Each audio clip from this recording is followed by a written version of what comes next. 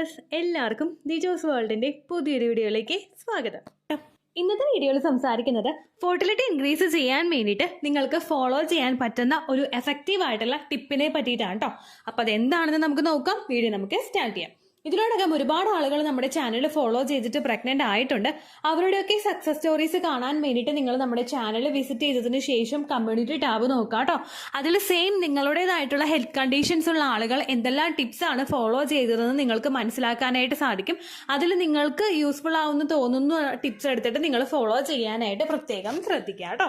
ഇവിടെ ഞാൻ സംസാരിക്കാനായിട്ട് പോകുന്നത് മാക്ക റൂട്ടിനെ പറ്റിയിട്ടാണ്. ഫെർട്ടിലിറ്റി ഇൻക്രീസ് ചെയ്യാൻ വേണ്ടിയിട്ട് സ്ത്രീകൾക്ക് യൂസ് ചെയ്യാൻ പറ്റുന്ന ഏറ്റവും പവർഫുൾ ആയിട്ടുള്ള ഒരു ഹെർബാണ് ഈ മാക്ക എന്ന് പറയുന്നത്.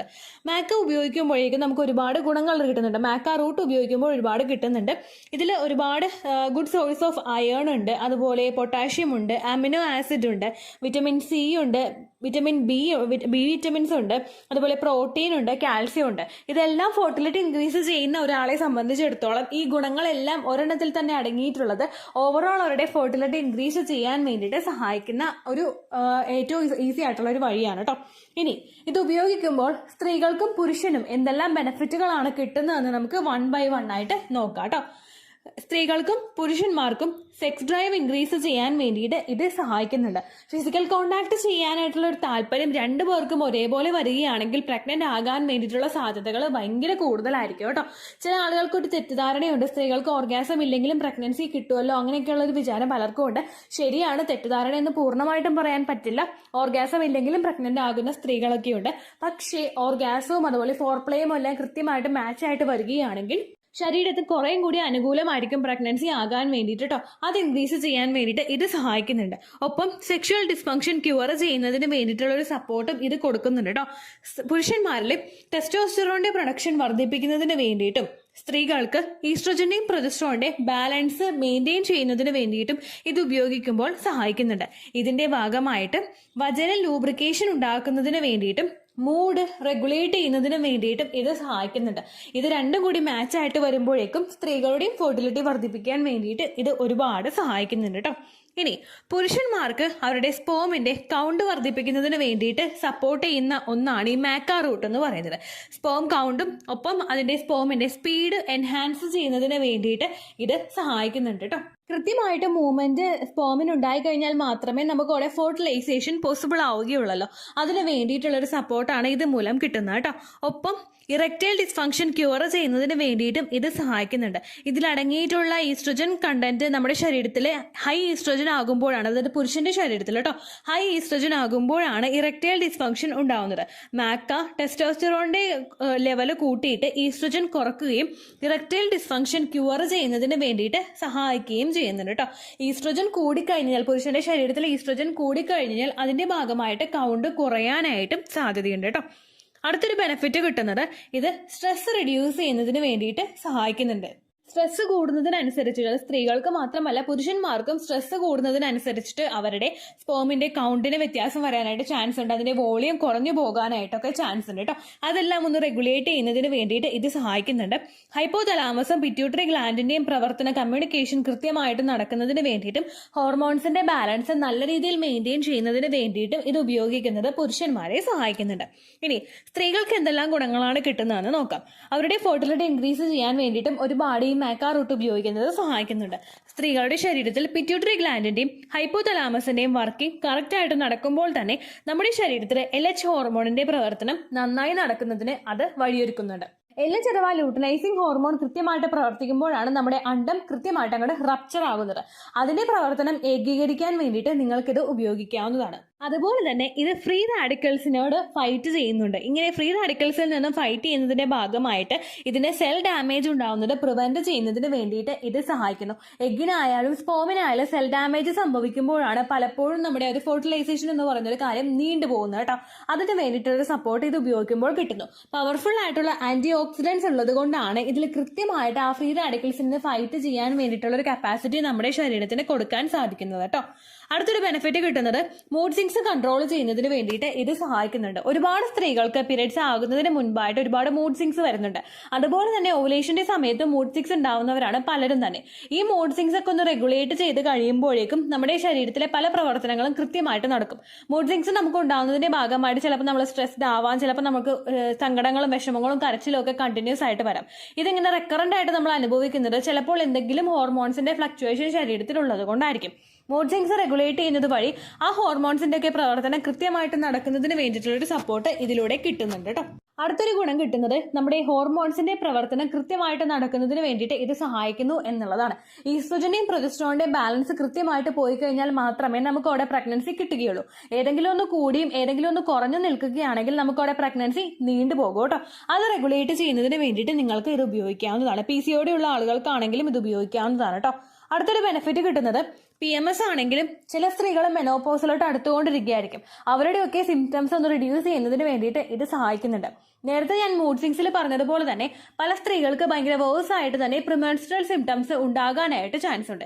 ഈ പ്രിമെൻസ്ട്രൽ സിംറ്റംസ് ക്യൂർ ചെയ്യുന്നതിന് വേണ്ടിയിട്ട് നിങ്ങൾക്ക് ഇത് ഉപയോഗിക്കാവുന്നതാണ്. ചില ആളുകൾ പ്രഗ്നൻസി സിംറ്റംസ് ആയിട്ട് പ്രിമെൻസ്ട്രൽ സിംറ്റംസിനെ തെറ്റിദ്ധരിച്ചിട്ട് ഒരുപാട് എക്സൈറ്റഡ് ആയിട്ടിരുന്ന് പക്ഷേ പീരിയഡ്സ് വരുമ്പോൾ ഡെസ്പായി പോകുന്ന ആളുകളുണ്ട്.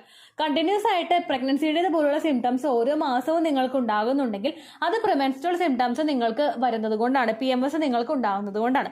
അത് റെഗുലേറ്റ് ചെയ്യുന്നതിന് വേണ്ടിയിട്ട് പ്രൊജസ്ട്രോൺ ഹോർമോണിന്റെയും ഈസ്ട്രോജൻ ഹോർമോണിന്റെയും ബാലൻസ് കൃത്യമായിട്ട് കൊണ്ടുപോകുന്നതിന് വേണ്ടിയിട്ടും മാക്കാറൂട്ട് ഉപയോഗിക്കാവുന്നതാണ് കേട്ടോ. ഒപ്പം നിങ്ങളുടെ മെൻസ്ട്രൽ സൈക്കിൾ റെഗുലേറ്റ് ചെയ്യുന്നതിന് വേണ്ടിയിട്ടും ഇത് സഹായിക്കുന്നുണ്ട്.